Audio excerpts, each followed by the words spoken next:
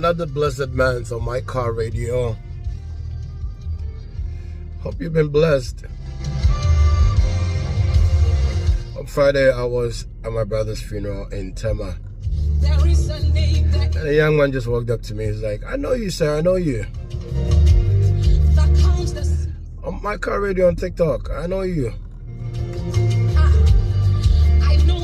And I just smiled. He's like, I've been blessed by your words. We don't come and do this just for our sake. We don't do this for clout either. It is because the Lord delivers a word to us and we have to come preach it, say it as it is. And so therefore today is another day. On my car radio, you're on